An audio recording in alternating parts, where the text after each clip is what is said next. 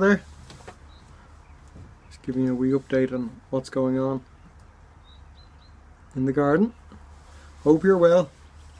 This is the glass house, so it's nice and warm in here, and I'm just looking at some of the jobs I've neglected in the glass house. And you can see there's a tomato plant.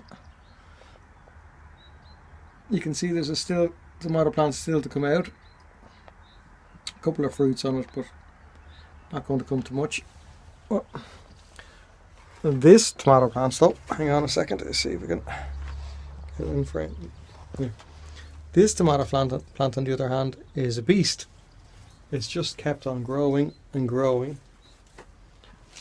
and growing. So whatever it is, it's obviously a good lot hardier than some of the other ones, and there's actually even fruits on it. And there's some of the fruits there. It's incredible, really. It's just where most of the tomato plants have just sort of died and gone backwards. This particular one, and yes, we've had a mild autumn up to now. It'll be interesting to see what happens with it. I do want to, get it out and get the soil out and, wash down the greenhouse. And there, on the other hand, some broad bean seeds, sweet pea seeds, and some rocket seeds. But they're three very tough sort of seed plants, so we'll see how we go with them. Worst comes to worst, we'll just re-sow again in spring. So there's the spinach. I planted it a couple of weeks ago. It's coming on slowly. A few plants getting a little nipped, but that's okay. It's really for over winter into early spring. My main source of solid leaves at the moment, I'll show you, are these guys. They're the ones that I put down in, I think it was early September.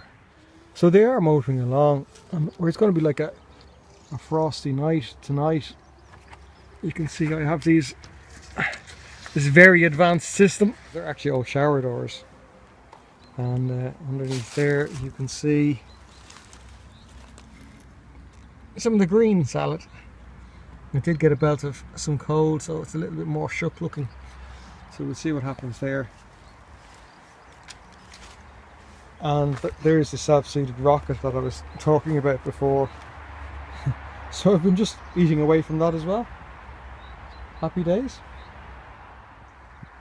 So plenty to get on with here. With this window boxes to empty, and some old raspberry canes I've been cutting down, and there's the leaves I was talking about. So they need to be mown along with the grass. So you spread them over the grass, mow the whole lot, gather them up, put them in for compost. And there is my garlic and onions,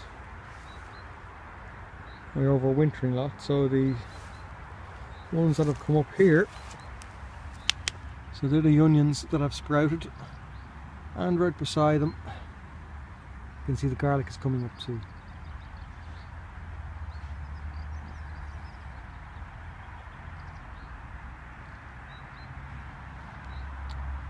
In the baskets are garlic, that's more garlic, and in the baskets are some bought garlic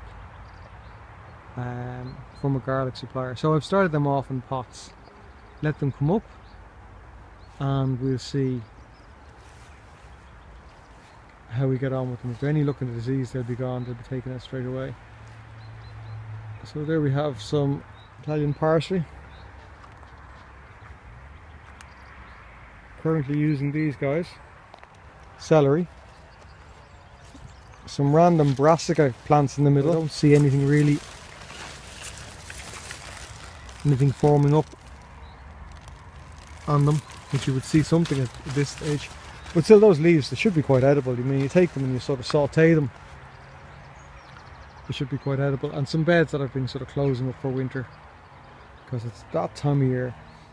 Strawberry bed, this is the one that I sowed last autumn time.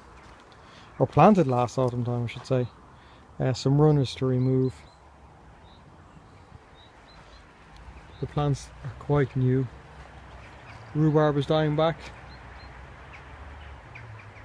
Loganberries tied up. More stuff to remove. Some bark. A small bark heap that are used for paths or dig into the soil or do whatever with them. More bags of leaves. I've been busy. So you know I'm a great fan of the flowers as well, mixed in with the veg patch, but it is time for these guys to come out. Most of the dahlias have been lifted already. However, there's two plants of one called My Love there. And there's just still plenty of colour on them. And they're in the soil where I would have grown the garlic this time last year. So I know it's a nice sunny, it's probably the sunniest bed in the plot, and a nice warm fence behind them, so they're loving it. They really are.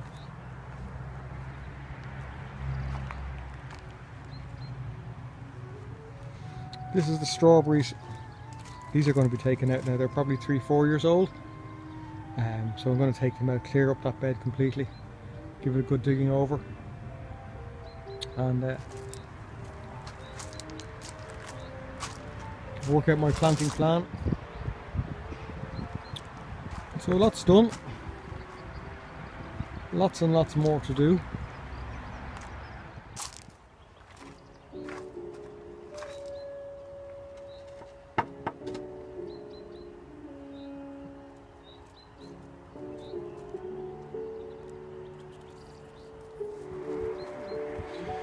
So these are the tomato plants that I took cuttings of about a month ago, thereabouts, with a view to seeing if I could overwinter them. Some of my vids you'll actually see. I'm going to leave that one in water actually. I'll let that, I'll put up these two in this pot. One of my projects for 2017 was to see how early I could get my tomatoes to fruit, so I sowed them very early. You know, in January, using a little wee heat lamp that we have, and brought them on and mined them through the spring, and there was rewards there because we had our first tomatoes on the 16th of June, which is very good for certainly for me anyway. So after being to a talk there in September at the Totally Terrific Tomato Festival with Nikki Kyle and Jane Powers, and Nikki was talking about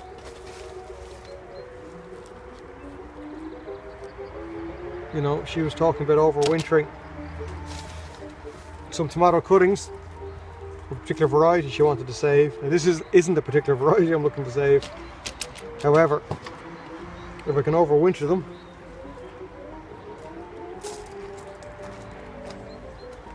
if I can successfully overwinter them, we'll see how early I